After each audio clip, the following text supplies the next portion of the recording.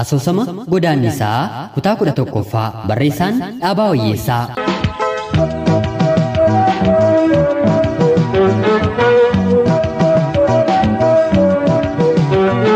Ashama akkam jirtu kabajamtoota hordoftoota qophii Oromiyaa 24 nagayaaf jaalalli tokkummaan bakka jirtan hundumaatti hunduma keessanii fi haatawichaa guyyaa irraa asoosamaa godaannisaa Dhaabaa Wayyeessaatiin barreeffamee kutaa 11ffaa isaaniif qabadheen dhiyaadheera. Hanga xumura qophii kanaatti laayikii fi sheer gochuun na waliin turaa jecha namoonni chaanalii keenyaaf haaraa taatan illee anaa dhufuu kun Oromiyaa 24 guyyaa guyyaatiin xalayaa jaalalaa seenaa jireenyaa fi asoosamaa nama barsiisuu bashannansiisuu danda'u isiniif qabattee waan dhiyaattuuf subscribe gochuun maatii keenya taatanii akka irratti hirmaattan kabajaan singaafachaa hanga xumuraa qophii kanaatti na waliin turaa jecha kallachumaan gara qophii keenyaatti.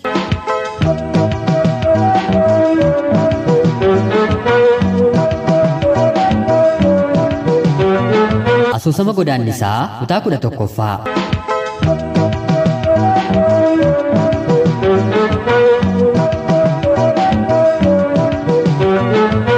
Dhaladhee garan deemutti kan sammuu koo madeessu malee silaan jiruun jedhe xiqqoos bubbuleen yeroo shaggaritti deebi'u mana hojii koo achuma magaalaa Finfinnee hariiroo oomisha alaarratti ramadamuu koos natti mani akka ijoollee kaanis baay'ee sin gammanne jireenya koof yaaduun erga laafee tureera wanta barbaachisu hundumaa guuttadheen mana hojiitti deddeebi'uun jalqabe barumsa koo baradhee xumureen hojjetaa ta'uu kootigaa naman beekus hin qabu namoota gara biraa waliin wal baruufis yaaliin ani godhe tokkollee sin jiru Heenok mana hojii sanatti ramadamuu koo yeroo dhaga'u hiriyaasaa durii tokko yaadatee silkiidhaan wal nu barsiise Tujubaa Hundee nama jedhamu Heenok ofiisaatiin Baalee gubbaa sagee jennaan waggaa 3 yuunivarsiitii keessatti waliin jiraannee hojiidhaaf walirraa adda baane egaan magaalaa Finfinnee dhufeen namni ani afaan wajjin hiikkadhe isayyuu yooma inni dhufee na dubbise Tujubaa Hundee qofadha guyyaa keessatti harka caalu mataa koo waliin haasa'uun hin dabarsa garuu Tujubaan nama Heenookiin gadii ta'ee naaf hin argamne waan qofummaan natti dhagahamu yookiin waan ani gadda tokko of keessaa qabu fakkaateetti dhagahamuunsaa miira isaarraa natti argama yeroon isa bira dhufu hundaas na kofalchiisu yaala uumamni isaa akkuma Heenok na dinqa qulqulluu garaa aannaniiti nama garaa laafeessa namni waan hammina yaadutti hin fakkaatu dabni jiraachuu isaayyuu hamma inni beeku nan shakka yoo xiqqaate guyyaatti al tokko na bira dhufee mana shayee waajjira keenya fuulduratti argamutti ol na baasee wajjin haasona yookaan immoo biiroo keessa teenyees ni haasona baay'ee haasoo jaallata ta'ullee deebiin gama kootiin haasa'amu hamma inni fedhe waan garaa isaa ciibsu natti hin fakkaatu mana inni naaf fileerree ani isaaf hin filanne mana hojii keedhaaf siif dhiyaatu asuma boolee keessaa siif argeera jireenyaafis yoo jette kan boolee caalu hin jiru yokkuun naan jedhu ani garuu kolfeen kunillee hin ta'u ani lafa akkanaa jiraachuun fedhu hin danda'us jedheen deebiseefi haalli kootti bitaacha'ee jennaan hubatee ilaalee na gaafachuun maaliif akka ta'e yeroo biraa haasofna mana naaf ta'u filadheen si eebbisiisa jedhee yeroo ittiin dubbadhu utuu waa tokko natti hin dubbatiin mataa isaa sochoosee callise.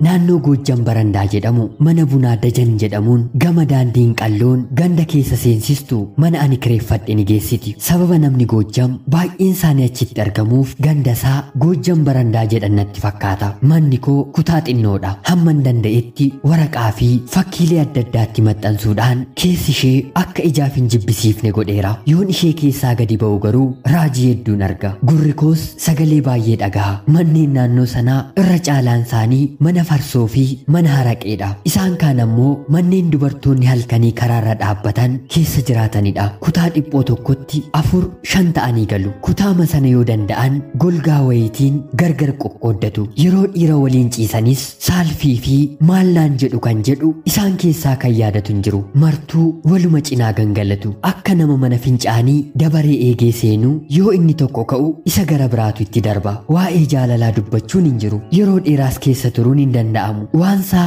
yeroo mafaana fiiganii of daldaluudha akka jaalalan dhandhamneef jireenya qoramaa keessa jiraatu yoo dubbatanis seeras ta'e safuun qabanii sagaleen isaaniis adaban qabu ni alaaku akkuma afaan isaaniitti dhufeen dubbatu ni sirbu ni weeddisu qaaniinis isaan biran jiru dhiironni naannoo isaanii dhaqanis baay'een isaanii akkuma isaaniiti isaan ofirraanfatanii galaana summii jireenyaa keessaa ba'uun hin danda'amne daakaa jiraatu farsoo fi haraqee otoo dhuganii geeraraa akkanumallee dhaadannoo afaan Amaaraan lolaasu sirbi kan Gondar kan kan Goojjamiif Minjaar tokkollee isaanii nafu wal arrabsu wal rukutu ni iyyus achumatti dhuganii achumattis fincaa'u achumattis balaqqamu dhaqni isaanii ciincaa'aadha deema huccuuf kopheen isaanii gonkumaa ijaaf hin tolu xiraa'aan fincaanii dhiqaan dhaqnaa fi balaqqamni karaa sanarra naman dabarsu kan dhukkuba jedhame waan achitti walga'iif sassaabame fakkaata qufaa qakkee somba cittoo hiitoo dhullaa cobxoo fanxoo abbaa koddaa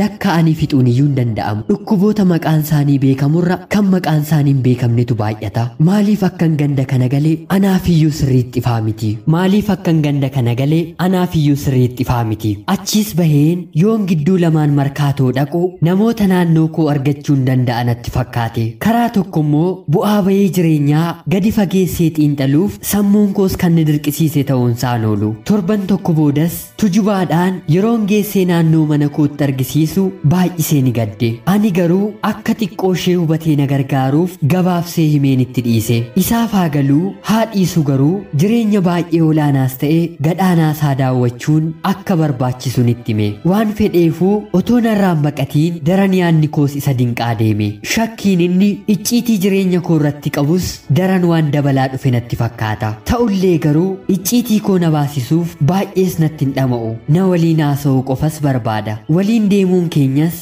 mana hojii irraa gara magaalaatti bal'ateera yeroo laaqanaa yookaan yeroo hojiidhaa gadi baanu guyyaa boqonnaa keenya dabalatee wal beellamnee waliin bunaa fi shayees dhuguu jalqabneerra akkanatti egaa kan gaaf tokko raajiin nu mudate boolee miinii buufata xiyyaaraarraa xinnoo gara magaalaatti kaafteeriyaa dargaggootaa fi shamarran itti wal beellaman deemnee akka carraa ta'ee yaanni osoo hin taane akkuma miilli keenya itti nu ajajeen tujubaa wajjin itti maqne lamaan keenya iyyuu cuunfaa ajajannee osoo xiqqoon turiin ijji tujubaa na irraa qaari'ee waa laaluu jalqabe ani garuu dhimma godheen dudduuba koo miil'anne kana gidduutti gateettiin koo yeroo tuqamu tujubaanis dabalee namni si barbaada jechuun yeroo natti dubbatu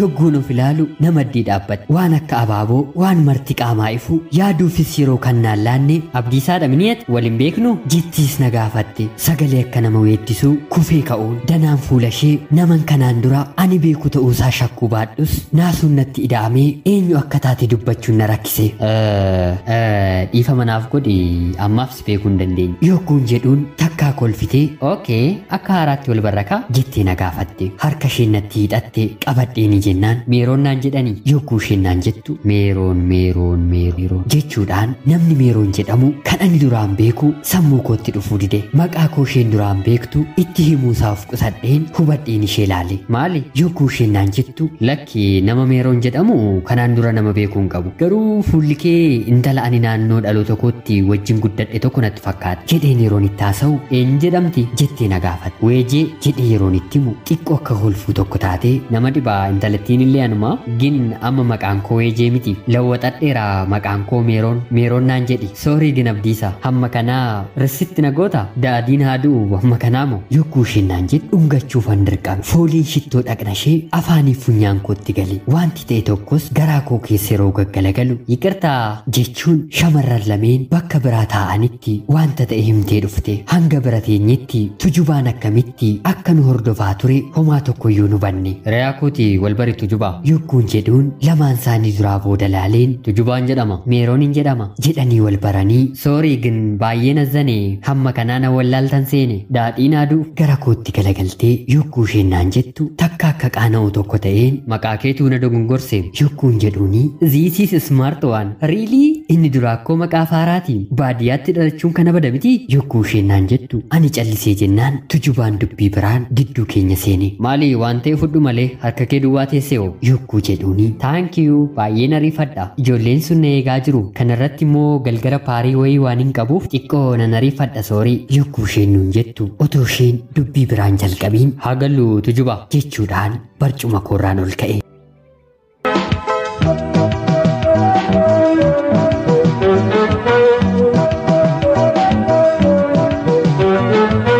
hamma ani ol ka'ee gatii lamaan keenyaa kaffaluuttis tujubaa ishee fi hiriyoonni ishee gadi ba'anii na eeganii otuun jaallatiin isaan waliinis deemne. Sanaan booddee maaliif akka ta'e hin beeku baay'ee dhaabbattees nu waliin haasa'uun barbaaddu. Maaloo Abdiisaa attitfaa ingidiህ kan darbe sanaan irraanfatte fakkaata naan jettees fuula isheedhaan mallattoo ta'es ija ishee waliin natti argisiifte. Ani garuu waan hin jedhu wallaaleen irraa galagaleen deeme. Ta'us Meeroon waan hunda si'aayinaan xumurteetti. Anaafis tujubaafis lakkoofsa ishee kennitee ofii ishees kan keenya nurraa fudhattee deemte. Gochaa kanatti gammaduu baadhus mormuu hin danda'u. Kan darbe sanaan irraanfatte fakkaata kan isheen naan jettes yaadadheen qofaa kootti kolfe. Maali wal beektu miti? Yogguu naan jedhu tujubaan akkaataa kootti dinqamee wal beeknaa wal beekumti keenyi anis isheenis akka ammaa kana taane miti malee. Yogguun jedhuuni ijoollummaa keessanitti jechuudha. Yogguu naan jedhu tujubaan eeyyeen aboo kan ijoollummaa yaadatteeti jechuun deebiseefiin callise.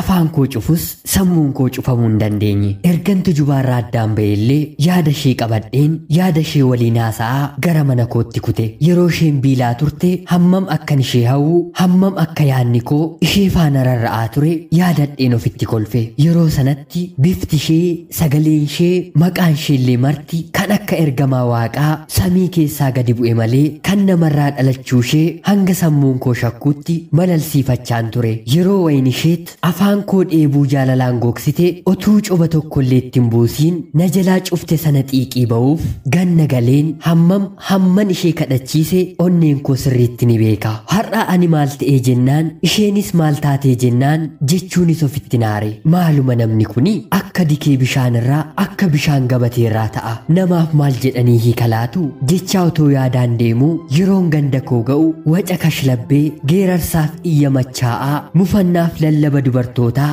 mana dhugaatii sanaatu galaana yaadaa sana keessaa harkisee na baase. Namoonni hedduunis waa'ee dhiiraaf dubartii dubbatu, waa'ee jaalalaa, waa'ee fuudhaaf heerumaa haasa'u, mari'achuuf qeequus filatu. Darbees wanti kun nattis ka'uunsaan oolle. Ani immoo akka inni fedhetti bal'isee wajjin haasa'uu madaan keessa kootii na hin dandeessifne. Mala tokko barbaadee sammuu koo keessaa dafee cufa. Gaaf tokko garuu natti cimee torban Meerooniin arge sana keessaa tujubaan yeroon waa'ee kee taa'ee yaadu baay'isee na sodaachisa jedhee natti dubbate. Anis deebiseefiin akkam tujuba jedheen yeroon isa gaafadhu kan dubartii siitiin akkasi jibbisiistu wanti ta'e tokko jiraachuu mala jechuun yeroo natti haasa'u dubartii jibbuu koo hubatte moo jedheen deebiseefi. Maalree yeroo maqaan dubartii ka'u qaamni kee hundi akka ribuu abidda lixee walitti butama. Nagaama haasa'aa turte maqaa dubartii yeroo sitti kaasan dhukkubni kee sitti ka'a. Kuni maal argisiisa jettee ture jechuunis yeroo natti haasa'u bar ani koo jibbaaf mitiim jedhee deebiseefiin tole.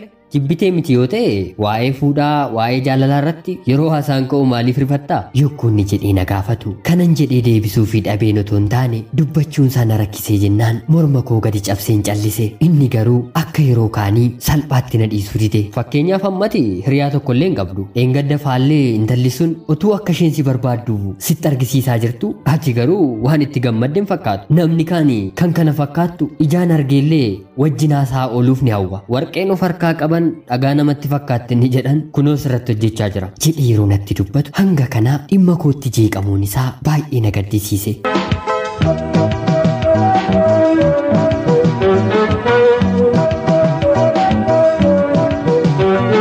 Ta'us garuu waanan gochuu hin dandeenye waadaa galuuf hin barbaanne hin danda'u tujuba jedhee qofan deebiseef. Okay, ishi hin barbaaddu yoo ta'e ani kan siif taatu wal si barsiisuu nan danda'a. Fedhii kee taanaan kaadhimaallee kan taatu arguun ni danda'ama. Mee waan maraafuu otoon fuudhiin haftaa? Fuutee otoo mana hin dhaabiin jiraachuuf moo kanaan booddee wanti eegdu hin jiru. Of qopheessuudha malee yeroon namatti hojjechuu hin qabu. Namatu yerootti hojjechuu danda'uu qaba malee jedhee ammas yeroonni na gorsu yaadni koo jireenya isa darbeetti deebinaan sammuun koo deebisee muddame. Haasaan kunillee cubbuu fakkaatee natti dhagahame. Ka'i baqadhu kan jedhu sammuu koo keessaa natti dhagahame. Maaloo tujubaanan si kadhadha. Haasoo akkanaa lammata natti hin kaasiin ani hin barbaadu jedheen isa kadhadhe. Dubartii tokkitti himu naqatallee hin feetu jechuudhaati jedhee ammas na gaafate. Hin barbaadu homaayyuu hin barbaadu jedheen deebiseefi gara dubbii ani sodaadheetti sammuun koo na oofaa jira. Ija koo keessas na gube. Maaliif garuu jedhees na gaafate. Jijjiiramu fuula koo argees akka nahuu tokko ta'e. Dafees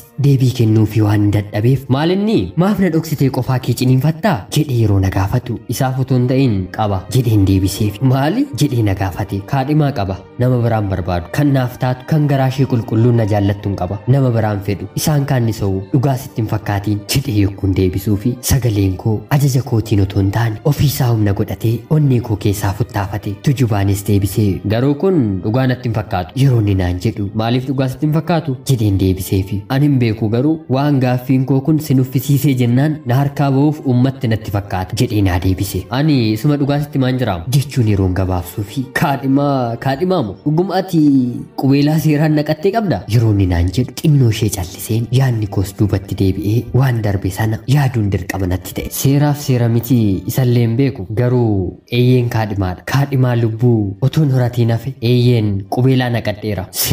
Seera namni namaaf baasurraa abbumtisaa kan ofiif baafatu wayyu yokkuun jedhuuni haasaan koo nama qofaa odeessu malee isa nama biraatti dubbatuun fakkaatu. Amma eessa jirti ree kaadhimaan kee jedhee Tujubaa yeroo na gaafatu asiin jirtu jedhee yeroon deebisuu fi eessa ree kan isheen jirtu jedhee na gaafate. Ammas akka aaruu tokko ta'een garuu deebisuun dirqama waan natti ta'eef lafa keessa biyyoon beeku jedheen hafuura kuusa dhumaatti baafadha. Inni garuu naasuudhaan walitti butamee harka isaatiinis maddii isaa qabatee safuu maal jechuu keeti jedhee na gaafate. Eeyyeen awwaalameera qubeelaansaas qubasaa dabalate jechuun waan itti dabalu dhabeen imimmaan yogguu na hudhu otuu haasaa kana sirratti dhaabne natti tola jedheen itti dubbadhe. Innis kanuma fedha fakkaata akka morma isaa gadi cabse bahee deeme. Yeroon mana hojiitii bahanis gahee waan na tureef anis harkifamee ka'een taaksii markaatoo qabadhe.